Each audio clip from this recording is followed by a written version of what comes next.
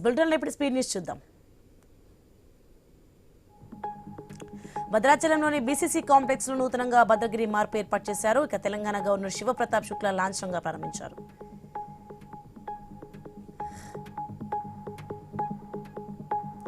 Kamareddy municipal budget సమావేశం వాడివేడిగా జరిగింది. త్రాగునీరు, శానిటేషన్, విద్యుత్ లైట్ల సమస్యలపై కమిషనర్లు నిలదీశారు.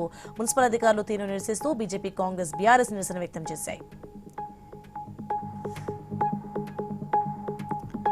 అన్నమయ్య జిల్లా లక్కిరెడ్డిపల్లిలో మహిళ అనుమానాస్పద మృతి కలకలం రేపింది. పెట్రోల్ పోసుకొని నిప్పట్టించుకుందని అనుమానిస్తున్నారు. పోలీసులు కేసు నమోదు చేసి విచారణ చేపట్టారు.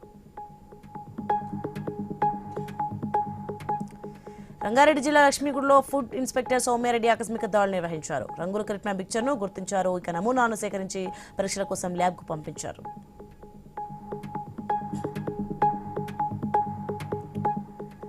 తెలంగాణ ప్రభుత్వం కొత్తగా తెచ్చిన జీవో నెంబర్ 60పై లారీ యజమానులు బగ్గుమంటున్నారు. 1000 రూపాయలు ఖరీదు చేసే రేడియం స్టిక్కర్కు 8000 చార్జ్ చేస్తారంటూ కోదాలో రాస్తారోకో చేపట్టారు.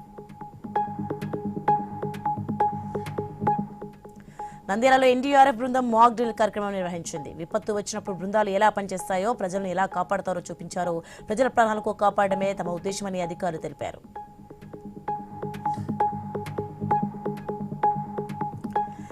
ప్రకాశం జిల్లా మాలకొండలో దేవస్థాన కార్యనిర్వహణాధికారి కార్యాలయం వద్ద ఈవో చంద్రశేఖర్ పుట్టినరోజు వేడుకలు ఘనంగా నిర్వహించారు.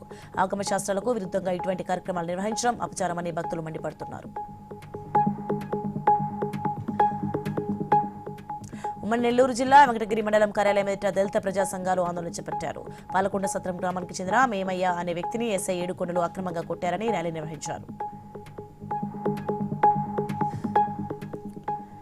నిర్మల్ జిల్లా కేంద్రంలో డాక్టర్ సంతోష్ రాజ్పై జరిగిన దాడిని ఖండిస్తూ ఖానాపూర్ డాక్టర్స్ అసోసియేషన్ తహసీల్దార్కు వినతిపత్రం అందించారు. దోషులను కఠినంగా శిక్షించాలని వారు డిమాండ్ చేశారు. ఆదిలాబాద్ జిల్లాలో వింత సంఘటన చోటు చేసుకుంది. గుడి హత్నూరు నుంచి కొండగట్టుకు పాదయాత్ర చేస్తున్న హనుమాన్ దీపాక్షర్ల వెంట ఓ శునకం కాలినడకన కొండగట్టుకు వరకు వెళ్లింది.